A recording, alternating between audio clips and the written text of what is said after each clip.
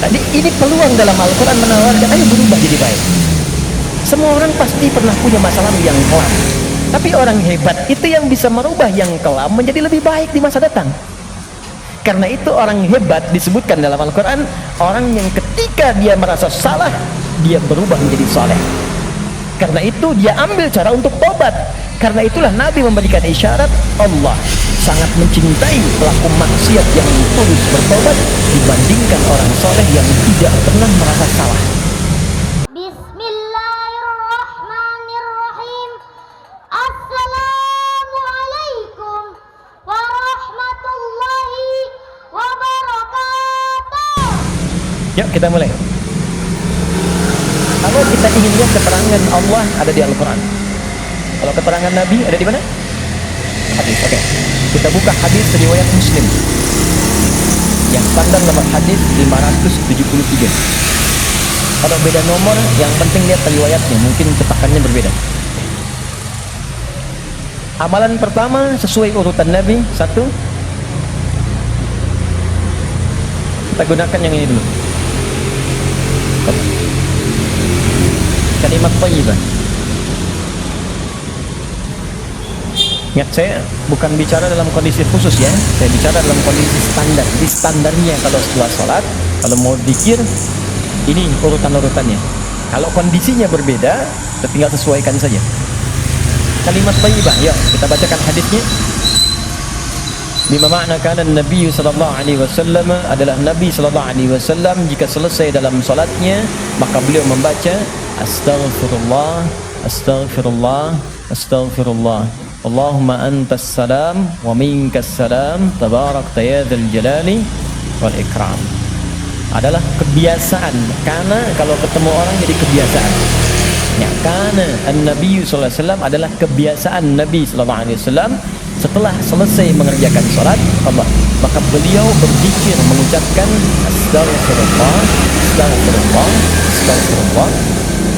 Allahumma antas salam wa minkas salam tabarakta ya dzal jalali wal ikram. Saya turunkan jadi 3 pembahasan itu. Satu, tentang istighfar. Dua, bacaan istighfar.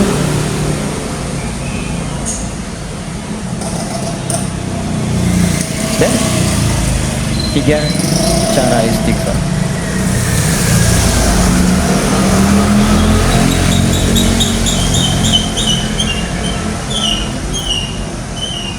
Satu, sunnah pertama selesai menunaikan sholat itu istighfar dan kalimat astagfirullah. Apa itu istighfar? Istighfar itu gini, asalnya katanya ghafara, ghain, fa, kemudian ra, ditambah ista. Setiap ada ista artinya minta. Ghafara itu mengampuni, ghufran ampunan, istighfar minta ampun, minta ampun. Di dalam Al-Quran kalimat ghafara dan turunannya disandingkan dengan dosa. Dosa, ya, turunan dari ghafara, ghafir. Ya, Quran surah 40 ayat 3, ghafiriz dzambi wa qabilit taubi. Dari ghafir ada ghaffar, ghaffar. Quran surat Nuh ayat ke-10, faqultu astaghfiru rabbakum innahu kana ghaffara. Dari situ ada ghafur. Pernah dengar kata ghafur? Innahu huwal ghafurur rahim. Ada ghafir, ada ghaffar, ada ghafur. Semuanya menunjuk pada nama Allah yang mengampuni orang berdosa dengan semua tingkatan yang berbeda-beda. Kalau dosanya relatif kecil, tapi maaf, sekecil-kecilnya dosa juga. Kalau dosanya relatif kecil, ghafir. Agak menengah, ghafar. Maaf, semakin terkumpul, ghafur diturunkan. Sampai manusia dipaksa, sebanyak apa sih dosa lo? Kalau aku sudah turunkan nama yang paling tinggi untuk mengampuni semua dosa dan engkau belum taubat juga, berarti bukan aku yang salah, kata Allah, kamunya yang gak pengen berubah. Jadi teman-teman, mohon maaf ya, Justru nama-nama ini menunjukkan kepada kita Allah membuka jalan, peluang pada setiap orang untuk berubah jadi baik. Nggak ada manusia yang sempurna. Fala tuzakku anfusakum, kata Allah, jangan merasa diri paling baik, jangan merasa paling suci. Semua orang pasti pernah punya salah. Saya pun mungkin sekarang kelihatan bagusnya aja karena aibnya nggak dibuka. Kalau dibuka mungkin ada katakan nih, ternyata Ustadz ini buruk juga, Ustadz ini kotor juga. Jadi ini peluang dalam Al-Quran menawarkan, ayo berubah jadi baik. Semua orang pasti pernah punya masa lalu yang kelam, tapi orang hebat itu yang bisa merubah yang kelam menjadi lebih baik di masa datang. Karena itu orang hebat disebutkan dalam Al-Quran, orang yang ketika dia merasa salah, dia berubah menjadi soleh. Karena itu dia ambil cara untuk tobat. Karena itulah Nabi memberikan isyarat, Allah sangat mencintai pelaku maksiat yang tulus bertobat dibandingkan orang soleh yang tidak pernah merasa salah. Catat itu. Ini peluang jadi baik untuk semua. Di teman-teman pun kalau ada yang ingin taklim, jangan dilihat siapa dia. Oh dia ini, dia itu. Mungkin bergabung, barangkali dia lebih soleh dari orang yang pernah datang sebelumnya. Datang, tangkap, doakan. Insya Allah jadi baik. Ini turunkan. Tapi yang paling menarik teman-teman sekalian, nah fungsi istighfar yang pertama, kita minta ampun, artinya ada dosa. Dosa apa yang terjadi pertama kali pada orang yang baru selesai sholat? Kata para ulama, jangan berpikir yang besar-besar dulu. Mungkin dosa besarnya yang pertama kali terjadi pasca sholat, dosa yang harus ditutup dengan istighfar itu, dosa kurang khusyuk dalam sholat. Waktu diminta sholat khusyuk kan? Kata Allah suruh khusyuk kan? Wasta'inu bisabri wassalah wa innaha lakabiratun illa 'alal khasyin. Ayo salat, salat yang khusyuk. Hafidhu 'ala salawati wa salatil wusta wa qumu lillahi qanitin. Quran surah kedua ayat 238. Kata Allah, kalau kamu salat yang khusyuk ya. Tapi berapa banyak dari sekian salat yang khusyuk? Bahkan baru takbir sudah kurang khusyuk. Allahu Akbar, katanya Allah yang akbar, katanya Allah yang besar, tapi kok tiba-tiba pekerjaan jadi besar, update status jadi besar, ya, media sosial jadi besar, kendaraan jadi besar. Allahu Akbar ingat mobil, Allahu Akbar ingat IG, Allahu Akbar ingat Facebook. Berarti kan sudah keluar dari konten kekhusyuan, kan? Nah, kita bisa tutupi. Jadi yang kurang-kurang dalam salat itu, salah satunya diampuni oleh Allah kekurangan itu dengan istighfar. Jadi istighfar yang pertama kita lakukan bisa menutup kekurangan-kekurangan dalam salat yang kita kerjakan. Kalau ada yang kurang khusyuk dalam salat, selesai itu dengan istighfar kita. Astagfirullah, astagfirullah, astagfirullah. Paham sampai sini? Oke. Dua, bagaimana bacaannya?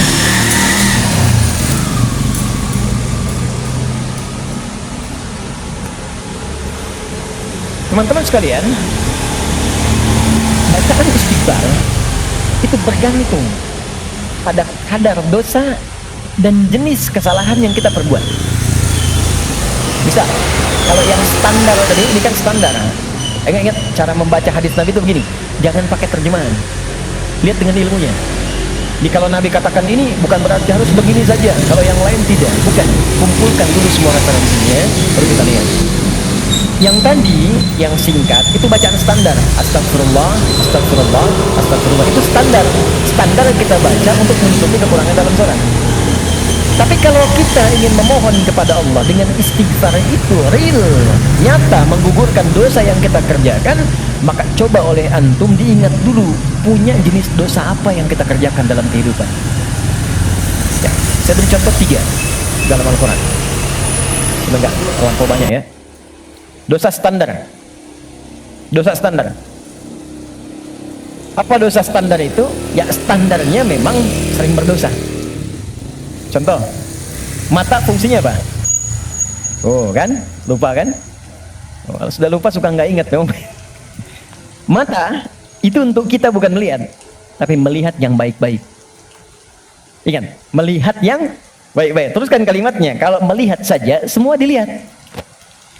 Tapi ketika Anda ikutkan melihat yang baik, berarti ada yang boleh dilihat, ada yang tak boleh dilihat. Yang baik itu yang dilihat. Ketika mata melihat yang tak baik, berarti salah. Kalau salah, berpeluang dosa. Gambar tak baik, nggak boleh dilihat. Tayangan tak baik, nggak boleh dilihat. Digi, maaf sekali kalau kurang menyenangkan kalimatnya, tapi karena saya sayang dengan Anda. Saya sayang, saya khawatir nggak bisa berjumpa di suatu saat nanti. Dan saya nggak tahu saya pun di mana. Tapi karena saya sayang pada Anda, saya sampaikan kalimat ini. Kalau dipandang saya nggak boleh, apalagi dilakukan, maka jangan jadi pelakunya. Melihat aurat orang saja yang tampaknya nampak, nggak boleh dilihat, terus Anda jadi pelakunya. Jadi bintangnya gitu. Maka berapa banyak dosa Anda kumpulkan dari situ. Nah, jadi ketika mata saja, ini kan mata peluang melihat yang tak baiknya banyak. Ya Anda keluar dari sini, Videotron muncul. Jangankan keluar, buka handphone ada gambar, WhatsApp ada iklan. Anda lihat status, yang lihat status istri orang. Terus sebaliknya. Ya salah? Tidak. Tapi kalau syahwat datang jadi keliru. Salah bicara. Coba tunjukkan pada saya, sampai jam sekarang saja teman-teman, jam 11 ini, berapa kali mata salah lihat? Telinga salah dengar, pikiran salah menangkap, lisan salah bicara, sampai ujung kaki. Maka untuk menutup itu, ada zikir standar yang kalau dibacakan, kita memohon kepada Allah, lisan yang salah tempat, mata yang salah tempat, telinga yang salah fungsi, bisa ditutup oleh Allah dosa-dosanya. Salah menempatkan sesuatu disebut dengan zalim namanya. Zalim itu keliru menempatkan sesuatu bukan pada tempatnya. Gelas untuk minum, gayung untuk mandi. Ada orang mandi pakai gelas, minum pakai gayung. Zalim. Mata melihat yang baik, ketika dipakai melihat yang tak baik, zalim namanya. Maka ada zikir untuk menutup perbuatan zalim dan minta rahmat kepada Allah untuk mengampuni dosa-dosa yang tertuang dalam perbuatan zalim itu. Itu di Quran surah ke-7 ayat ke-23. Dan zikir itu sudah diajarkan oleh Nabi Adam sejak pertama turun dari surga ke bumi. Rabbana zalamna anfusana wa illam taghfir lana wa tarhamna lanakunanna minal khasirin. Quran surah ke-7 ayat 23. Oke. Kalau teman-teman pengen baca untuk menutup dosa-dosa itu, kita tahu nih banyak dosa misalnya. Atau mohon maaf, saya tes dulu atau saya tes lagi, barangkali ada yang merasa dosanya masih sedikit. Yang nggak punya dosa hari ini siapa? Boleh angkat tangan. Oke, yang sedikit, yang banyak. Kayak saking banyaknya kita sulit angkat kan? Karena merasa ada, karena standar ini. Apalagi sekarang peluangnya banyak tuh. Saya barusan protes tuh di pagi tadi. Saya mengingatkan pada media-media, kenapa sih sekarang banyak menampilkan yang buruk-buruk tayangannya? Sehingga jadi tutorial maksiat gitu. Sekarang maksiat itu ada tutorialnya. Coba, Allahu Akbar, saya di jalan aja mau ke sini, buka berita isinya pembunuhan, perampokan, gini itu. Apa nggak ada yang baik-baik diberitakan? Orang itu kan apa yang diberitakan, pasti itu yang dilihat. Jadi kalau Anda membuat tayangan bagus punya dilihat juga. Jadi kalau bisa bikin yang soleh, kenapa membuat yang salah? Kalau bisa membuat yang baik, teman-teman nih ya, misal Anda nih ikut project, bekerja di situ. Jadi kalau Anda semuanya kompak kerjakan yang baik, ya kan ikut kok semuanya. Siapa mau mainkan yang buru-buru? Jadi kalau kita bisa mengerjakan yang mulia, kenapa harus mencari sesuatu yang tidak baik? Nah, sekarang kita sendiri ketika mengerjakan diingat, ini baru hari ini, belum sebelumnya. Di begitu kita ingat, kita ingin tutupi, mohon izin, saya mungkin kalimatnya kurang menyenangkan. Setiap kita akan yakin akan meninggal, pasti akan wafat, pasti. Teman-teman pernah ingat gak kita mengaji dari tahun berapa sampai sekarang? Coba hitung satu-satu di antara kita. Apakah ada yang selama kita awal mengaji masih ada orangnya sekarang? Mungkin sebagian sudah nggak ada. Mungkin kita sholatkan sama-sama bahkan. Atau kalau bukan dia, kerabatnya yang pulang duluan. Kita akan menyusul. Dan kita yakin suatu saat kita akan disolat, kita akan pulang. Nah, sekarang kita yakin kita akan wafat, tapi kita nggak punya bekal untuk pulang. Anda mudik bulan Ramadan aja, ke Idul Fitri, Anda nggak punya bekal, kan nggak berani mudik Anda. Kata Pak, nggak mudik Pak, nggak ada bekal. Sekarang kita mau kembali kepada Allah dan Anda merasa, saya merasa, kita merasa kurang bekal. Bagaimana cara kita pulang? Pakai yang standar tadi kita perbaiki. Maaf ya, maaf. Kan tidak ada aibnya kita istighfar. Jadi baik itu salahnya apa sih? Mata kan sama-sama melihat juga. Telinga sama dengar juga. Jadi kalau kita bisa mendengar yang baik, kenapa harus mengerjakan yang tidak baik? Maka kita koreksi, kita bacakan Rabbana zalamna anfusana. Ya Allah, kami selama ini salah. Anfus itu diri. Saya salah menempatkan tubuh saya. Saya mengakui mata saya salah lihat. Saya mengakui telinga saya salah dengar. Sampai ke kaki saya, ya Allah, saya mengakui itu semua. Wa illam taghfir lana ghafar.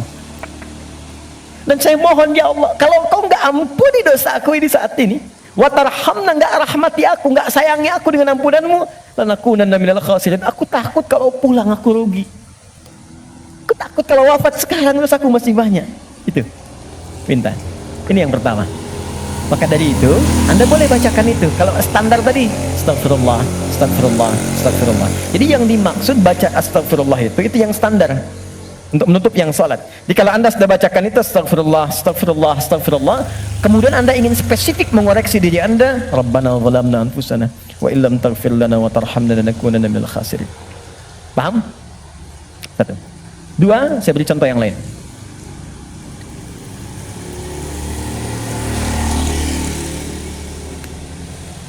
Ada zikir istighfar yang terkait dengan kurang sabarnya saat mendapati ujian. Sampai Anda berkata, ya Allah, kenapa mesti saya? Ya Allah, saya kan pengen hijrah, kenapa banyak masalah? Ya Allah, kenapa pekerjaan saya nggak pernah sukses? Ya Allah, kenapa rumah tangga saya jadi begini? Saya kan pengen berubah. Itu pernah terjadi di masa Nabi Yunus alaihissalam. Nabi Yunus dan Nun pernah diuji oleh Allah. Jadi Anda bayangkan, Nabi aja yang jelas surganya itu diuji. Masa kita yang belum jelas surganya nggak pengen ujian? Oke. Jadi teman-teman sekalian, kita kembalikan Quran surah ke-21. Ayat 87 sampai 88. Wa dhannuni idh dhahaba mughadiba wa dhanna an lan naqdira alaihi. Dan aku perkenalkan, kata Allah, aku buka kisah Dhannun, Yunus alaihissalam. Ya, aku tugaskan. Jadi Yunus punya tugas alaihissalam berdinas di bumi sebagai rasul. Tantangannya nggak mudah. Maaf ya, ada yang kemudian mencela, ada yang menghina, ada yang menghujat, sampai naik ke kapal, sampai dilempar ke laut, sampai ditelan ikan paus.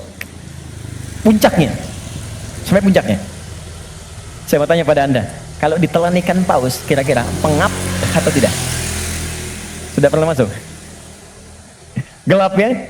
Kita bayangkan, gelap, pengap, sulit kan? Tapi yang ingin saya katakan begini, Nabi Yunus pada saat itu muncul sisi kemanusiaannya. Keluar kalimat begini, ya Allah, kapan Kau tolong saya? Tuh. Idzaba mughadiba fa dhanna an lan naqdir alaihi. Dia kira kami nggak akan tolong. Dia berkata, ya Allah, kapan tolong saya? Kemanusiaannya. Cuman karena beliau nabi dan rasul, punya sifat ma'sum, maka diturunkanlah bimbingan oleh Allah untuk menjaga beliau supaya terbebas dari kesalahan. Dijaga. Itu sifat ma'sum dari nabi dan rasul. Maka kami turunkan zikir kepadanya untuk mengatakan, kamu jangan mengeluh. Ini ujian. Maka diajarkan zikir oleh Allah untuk mengentaskan keluh kesahnya. Setelah keluh kesah hilang, maka semua kenikmatan didatangkan kepadanya. Tapi yang paling menarik, di ujung ayatnya ditutup, akan ada orang beriman melakukan keluhan yang sama di masa depan. Walaupun nggak masuk ke perut ikan paus. Makanya kalimat Allah ketika membebaskan Nabi Yunus dari perut ikan paus setelah berzikir itu, kalimatnya fastajabna lahu fanajjainahu minal ghamm. Kami cepat jawab doanya, jadi begitu berzikir, dikabulkan oleh Allah, ditutup semua dosa-dosanya. Dosa mengeluh ditutup, dosa seakan menyalahkan Allah ditutup. Ketika ditutup, kami selamatkan dari kesulitannya, kami limpahkan rezeki yang pernah dirasakan oleh ia sebelumnya, bahkan lebih. Tapi belum selesai ayatnya. Wa kadzalika nunjil mu'minin. Demikian pula kalau ada orang beriman tanpa batas di masa depan, umat siapapun ia, mengeluhkan peristiwa serupa, kalau dia melakukan zikirnya, aku lepaskan dari kesulitan yang menghimpit, aku berikan kebahagiaan tanpa batas. Saya tanya pada Anda, pernah nggak ada yang mengeluhkan ujian Allah dalam pekerjaan misalnya? Di rumah tangga, ya Allah, kenapa mesti saya? Ya Allah, why me? Kata Allah, why not? Ya Allah, kapan ini berakhir? Sebentar lagi. Ya Allah, ya Allah, ya Allah, kenapa saya? Ya Allah, saya kan pengen baik. Udah pengen hijrah, bagus, datang ke masjid, tampilan bagus, sendal paling bagus, pulang hilang sendal. aja gitu kan. Dan kita menuntut. Ya kata Allah tuh, kamu ini bagaimana? Nabi dulu aja diuji. Tapi Allah turunkan zikir untuk menghilangkan itu semua. Sebelum sampai pada zikirnya, teman-teman sekalian, Allah turunkan standar menghadapi ujian semacam ini. Ini pernah saya sampaikan sebelumnya. Jadi untuk menguatkan teman-teman dan saya serta kita semua, di standar ujian tuh gini. Dan banyak kata Allah gagal melewati ujian itu bukan karena kurang pintar, tapi nggak belajar cara melewatinya. Saya bikin persamaan sebentar ya. Di situ aja, nggak apa, nggak. Saya tahu mana yang saya harus dihapus. Mana coba? Nah, saya tunjukin. Antum di situ dulu, lihat dulu. Ya, saya tunjukin ya. Bismillah. Karena antum yang orang pertama saya tes nanti. Insya Allah. Yang ini dulu. Ini tidak. Jazakallah khair. Kalau mau dipegang, boleh. Pegang dulu aja. Lihat sini. Saya bikin persamaan begini. Saya tanya dulu. Mau masuk surga? Masya Allah, alhamdulillah. Surga punya persamaan. Mau dekat dengan Allah? Alhamdulillah, Masya Allah. Dekat dengan Allah. Baik. Mau dapat ujian? Kok jadi lemes? Mau punya masalah nggak? Enggak. Maaf ya, cuman sayang persamaannya tertulis demikian. Surga dekat dengan Allah, ternyata kuncinya disebut dengan sabar. Kuncinya apa? Sabar. Ketika seorang masuk surga, maka kalimat pertama dari malaikat ucapannya selamat karena Anda punya kunci sabar untuk masuk ke sini. Itu di Quran surah ke-13 ayat 24. Salamun alaikum bima sabartum fa ni'ma uqbaddar. Selamat Anda sabar. Karena punya sabar, Anda bisa menikmati segala kenikmatan yang telah dipaparkan di surga ini. Yang ingin dekat dengan Allah, ternyata kuncinya pun serupa, sabar. Dalilnya Quran surah kedua ayat 153. Innallaha ma'as sabirin. Allah bersama orang-orang sabar. Di saya membuat persamaan begini. Surga sama dengan dekat dengan Allah, sama dengan sabar. Sekarang persamaan sabar dalam Al-Quran, sabar bersanding lurus dengan ujian, dengan masalah. Ujian, masalah. Dalilnya Quran surah kedua ayat 155, paling kiri sebelah atas. Walanabluwannakum bisyai. Kami akan uji siapapun yang hidup. Jadi sepanjang hidup pasti akan mengalami ujian. Kalau persamaan berikutnya, ujian sama dengan hidup. Jadi kalau kita baca persamaan secara terbalik, orang hidup pasti mendapat ujian. Persamaan terbaliknya, orang yang tidak ingin dapat ujian sama dengan tidak ingin hidup. Nah, sekarang saya tanya lagi, siapa yang tidak ingin punya masalah? Boleh angkat tangan? Anda maunya apa? Oke, sekarang lihat kembali. Fokus baik-baik.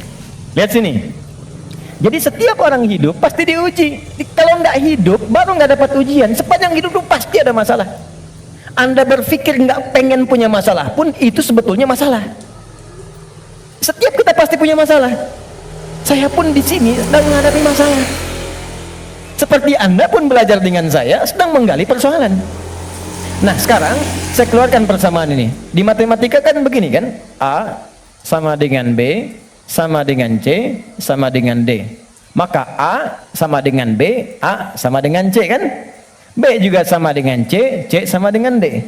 Kita turunkan ini, surga sama dengan dekat dengan Allah, sama dengan sabar, sama dengan ujian. Maka kalau kita turunkan, orang yang mau pengen ke surga sama dengan ujian, pengen dekat dengan Allah sama dengan ujian, pengen sabar sama dengan ujian. Jadi kalau Anda ingin mendapatkan surga, pasti dapat ujian. Karena surga itu kunci untuk mendapatkan nikmat Allah. Dan untuk mendapat nikmat Allah, sabar. Untuk sabar, ada ujian. Jadi ujian itu kunci untuk ke surga. Ujian itu kunci untuk dekat dengan Allah. Ini makanya berbahagialah ketika sedang punya masalah. Artinya itu mendekatkan Anda untuk dekat dengan Allah. Coba ibu kalau nggak diuji dengan perilaku suami yang kurang menyenangkan, ibu nggak akan mungkin nikmat tahajud malam hari minta sampai berderai air mata. Kenapa jadi ketawa? Antum kalau nggak diuji dengan ujian pekerjaan, nggak akan nikmat antum puasa. Bukankah tahajud datang saat pekerjaan mulai macet? Saat akhir bulan uang belanja belum keluar? Baru kan mulai, ya Allah. Terus puasa, terus baca Quran. Jadi kadang-kadang ujian itu muncul supaya kita bisa menikmati kedekatan dengan Allah. Ini ketika Anda mengatakan, ya Allah, aku ingin ke surga Firdaus. Baik, nih ujian. Ini masalah. Cuman, supaya gampang mengatasi itu, diturunkanlah fikihnya, muncul caranya.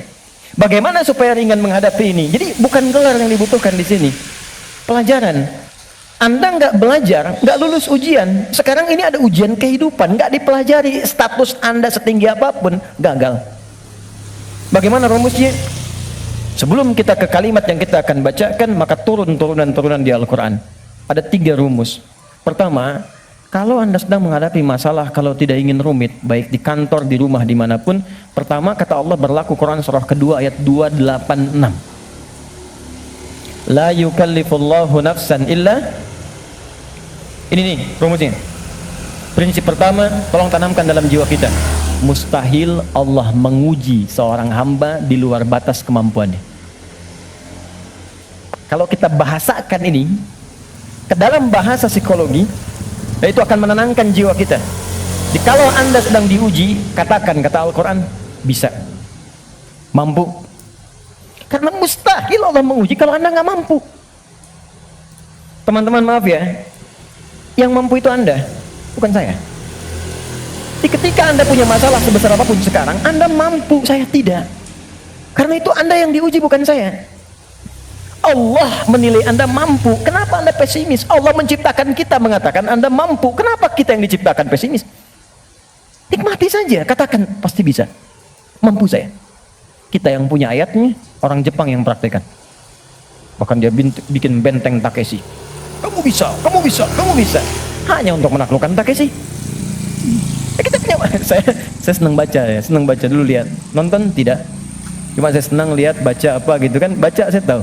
Son Goku musuhnya Piccolo, penulisnya Suzuki Watanabe, saya tahu itu. Ya. Nah, jadi tapi bacaan saja ya. Liverpool kalah 2-0 sama Chelsea, saya tahu nih. Nah, balik sini. Kembali ke awal tadi. Jadi ya itulah ujian. Kita mampu. Yang kedua, rumus kedua, Quran surah kedua Al-Baqarah di pertengahan ayat. Ya, yuridullahu bikumul yusra wala yuridu bikumul usra. Paling gampang al-insyirah, innama al-usri. Itu secara psikologis itu akan menguatkan kita. Dikata Allah, kalau engkau sedang punya masalah, katakan pada dirimu, pasti mudah. Pasti ada solusinya. Jadi kalau diri kita begitu, itu akan ringan menghadapinya. Maaf ya, dibandingkan Anda menulis status, nggak akan selesai. Ternyata kamu tidak seperti yang aku kira. Capek. Udah aja, pasti selesai, pasti bisa. Nah sekarang persoalannya, cara kita mengatasinya, ikhtiarnya bagaimana sekarang? Nah supaya kuat, maka kadang-kadang ada tindakan yang keliru. Kadang mengeluh, kadang curhat nggak jelas, kadang cerita ke orang, alih-alih kemudian kita mengadu kepada Allah, atau puncaknya malah menyalahkan Tuhan.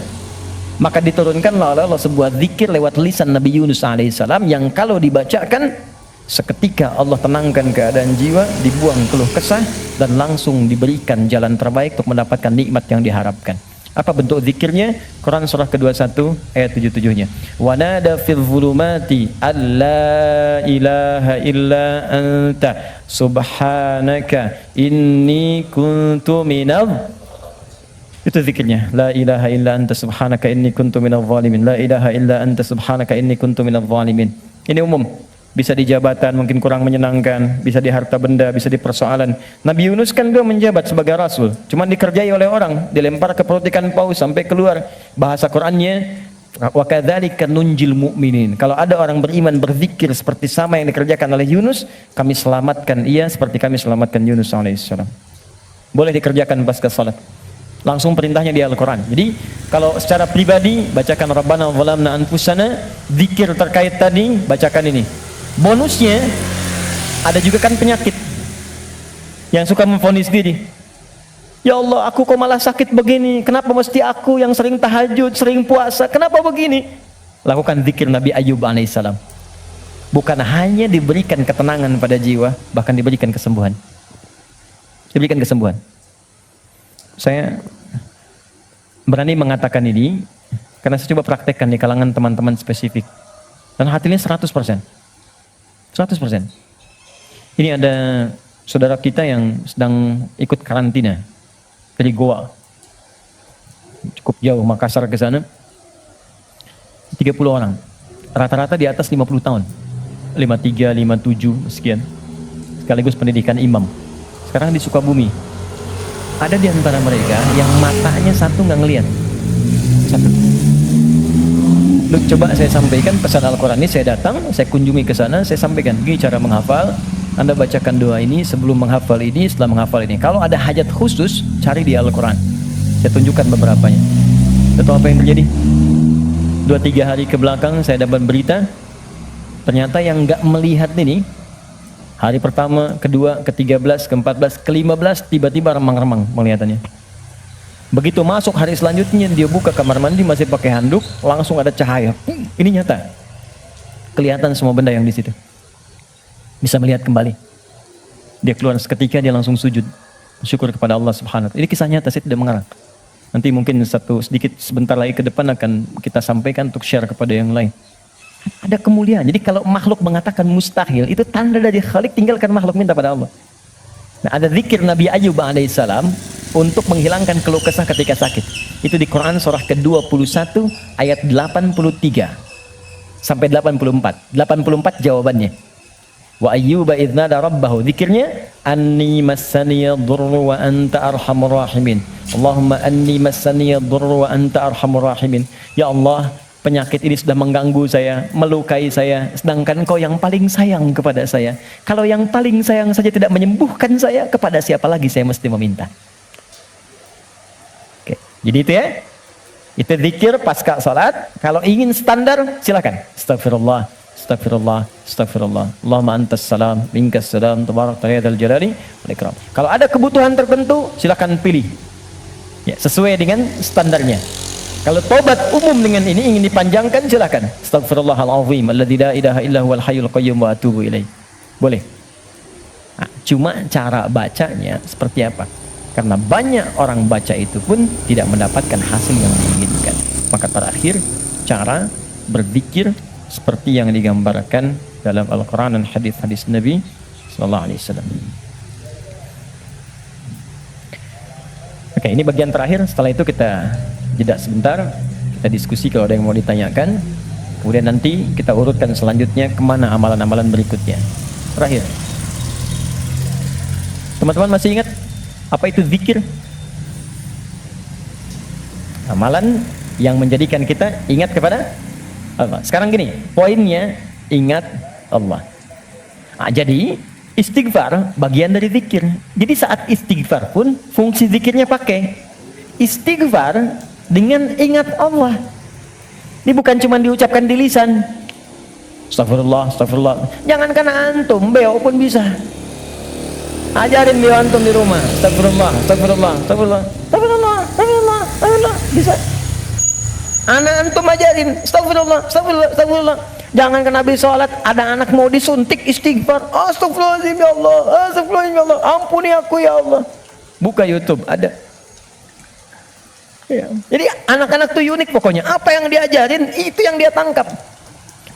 Diajarin tayo, dia sebut tayo. Oh tayo, oh tayo. Nih, rambut karpoli, embers, macam-macam. Ya. Jadi, kembali ke sini. Nah, jadi kalau kita ingin bacakan ini, maka fungsi zikirnya pakai ingat Allah.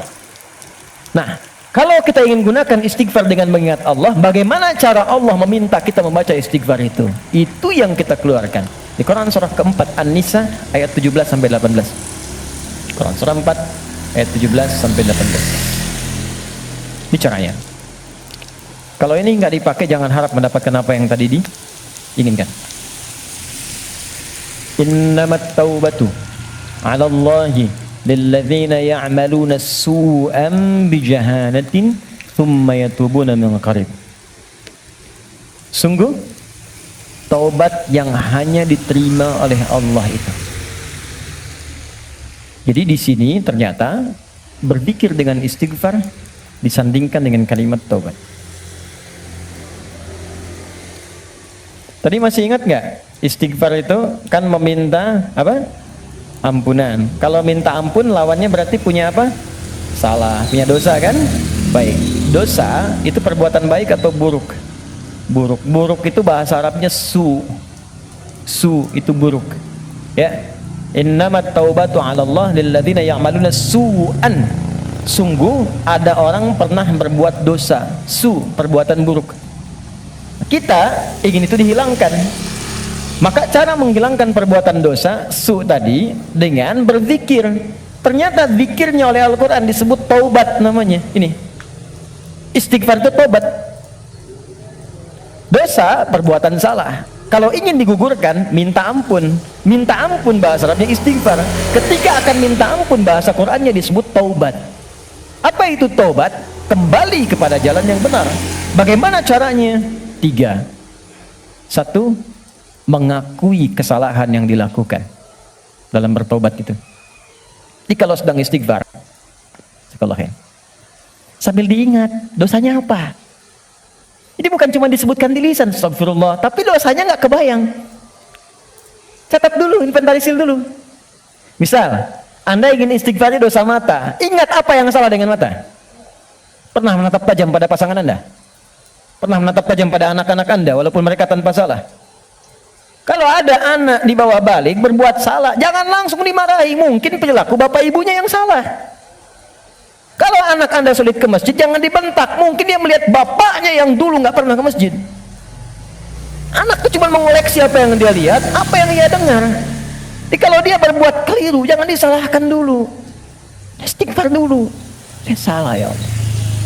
Catat dulu. Jadi ketika Anda ingin Rabbana zalamna anfusana, anfus diri kita, anfus dari ujung kepala sampai ujung kaki. Apa yang salah di mata? Apa yang salah di lisan? Ingat ibu Anda, ayah Anda. Mungkin pekerjaan yang sulit itu bukan karena Anda kurang hebat, belum selesai dengan orang tua. Ada yang salah. Anak kebayang nggak? Anak muslim, ibu belum muslim, bapak masih non muslim, masih diminta oleh Quran berbuat baik pada orang tuanya. Jadi kalaupun ada anak masuk Islam, bapak ibunya belum, itu masih diminta oleh Allah dalam urusan dunia, sayangi mereka. Dapat pekerjaan, dapat gaji, bagi mereka. Kirim makanan, kirim hadiah, sakit, beri, carikan rumah sakit terbaik. Berikan pelayanan yang paling bagus, even mereka non muslim. Dan minta dalam keheningan malam supaya diberi hidayah. Minta. Sekarang yang non muslim saja diminta kita berbuat baik, apalagi yang muslim. Sana berkata, masih bapak. Mungkin itu yang menghambat pekerjaan itu belum berlangsung sempurna. Dengan pasangan hidup, suami ke istri, istri ke suami, ke anak, ke tetangga, itu aja dulu. Jadi begitu Anda datang istighfar, astagfirullah, ingat-ingat dosanya apa. Ingat-ingat. Itu poinnya. Jadi satu itu dulu, ditaubat mengakui kesalahan. Yang kedua menyesal. Nyesal. Apa saya mesti melakukan itu? Biasanya gini, biasanya kalau kita sedang nggak stabil terus marah, hati kita tuh berkata, padahal tadi nggak harus marah gitu. Kenapa saya harus seperti itu? Itu lawamah namanya. Kenapa saya harus bentak anak saya? Kenapa saya harus bentak istri saya? Kenapa harus bersikap begitu pada pasangan saya, pada suami saya? Setelah itu Anda akan merasa salah. Ya Allah, salah saya. Astagfirullah, astagfirullah, astagfirullah. Nah, bacaan istighfar disertai zikir dengan kalimat taubat ini, itu yang akan menggunjam kepada jiwa. Sehingga akan terasa energinya beda, alirannya lain, dan sentuhan ke arusnya akan berbeda dibanding Anda hanya sekedar mengatakan astagfirullah, astagfirullah, Rabbana zalamna, nggak ada getarannya. Udah. Karena itu begitu Anda merasakan, mengatakan, mengakuinya, menyesalinya, kata para ulama, bayangkan kalau Anda masih merasa mengerjakan itu, bayangkan seketika diwafatkan. Sesali itu terakhir mengganti itu dengan perbuatan yang lebih baik. Ganti dengan yang baik. Akui, sesali, ganti dengan yang baik. Karena itu di Quran itu ketika ada kata taubat selalu diiringi setelahnya umumnya dengan kata aslah. Faman taba wa aslaha. Ya, taba wa aslaha. Orang tobat yang benar itu yang mampu mengganti perbuatan buruknya dengan yang lebih baik. Di setelah istighfar, lisannya gak kasar lagi. Alih-alih mencela, sekarang jadi kata-kata yang mulia, kata-kata cinta yang keluar. Dengan teman-teman juga begitu, mata jadi baik, telinga jadi baik sampai ke ujung kaki. Itulah tobat yang benar. Jadi kalau esensi istighfar kita mau benar, ini teman-teman gini ya, kalau ini dipraktekkan satu aja, jadi orang baik kita. Satu aja, jadi orang baik. Lalu apa yang kurang baik dalam Islam? Nggak ada, Pak. Makanya jangan sembarangan menyebut Islam. Ini sekarang banyak di luar orang bikin isu tentang Islam, cuman salah. Cara berpikirnya keliru. Sekarang kan yang disebutkan Islam semua, Islam radikal. Jadi angin membangun persepsi Islamnya memang radikal. Kalau ada yang radikal, bukan Islamnya, Muslimnya yang keliru, orangnya. Dan logika berkata begini, ini hukum logika di ilmu mantik, ilmu logika. Ini ada A misalnya, satu ajaran. Diajarkan di 1, 2, 3, 4. Ajaran di 1 jadi baik, 2 baik, 3 baik, 4 tidak baik. Maka jangan langsung disalahkan A-nya. Dilihat mungkin ini yang salah belajarnya. Jadi kalau peci Anda tidak cukup dengan kepala, jangan dipotong kepalanya. Cari ukuran peci yang sesuai. Ini poinnya. Nah sekarang ini banyak sekali orang yang salah belajar tentang Islam, sehingga keluar perilaku yang tidak baik, yang disalahkan Islamnya. Celakanya dibangun opini dengan kalimat Islamnya. ISIS misalnya, ISIS itu kan disebutkan Islamnya, Islamis, sehingga seakan-akan Islamnya buruk. Saya kemarin membuat statement begini, ya, tak kenal maka ta'aruf, bukan tak sayang, ya, ta'aruf. Jadi tidak selalu kenal mesti sayang. Ya. Anda kenal dengan istri tetangga kan tidak harus sayang, ya? Kenal ya kenal saja, tak kenal maka ta'aruf. Kenalan kan? Anda tak tahu Senayan, datang ke Senayan kan? Anda tak tahu Aviara, datang ke sini. Anda tak tahu Ustadz Fulan, datangi, dengar, lihat. Anda tak tahu Islam, masuk aja dulu. Ya masuk aja dulu ke Islam. Masuk aja, lihat. Terus ikutin sholat, ikut baca Al-Quran, ikut belajar puasa. Yakin saya, begitu masuk gak akan keluar. Kalau benar belajarnya. Kalau belum siap masuk dengan pintu syahadat, lewat belajar dengan pintu sholat. Ikut-ikutan dulu pakai jilbab, ikut-ikutan ikut sholat, merasakan kenikmatannya, ikut puasa dulu. Begitu siap, masuk lewat pintu syahadatnya. Enggak siap, enggak dipaksa. Indah semuanya. Tuh, ini poinnya. Jelas ya? Oke, jadi saya ingin apa yang kita lakukan itu punya makna. Saya senang paham. Saya tidak senang hafalan. Anda menghafal tapi nggak ngerti itu. Sama dengan sindiran Al-Quran. Banyak orang sekarang sholat menghafal tapi nggak paham yang dibaca. Coba jujur, saya sering katakan kalimat ini. Dari sekian ribu kita ruku dan sujud, sekian kali sholat, berapa persen yang kita pahami dari semua bacaan sholat itu? Ya, bagaimana bisa khusyuk kalau nggak ngerti yang diungkap?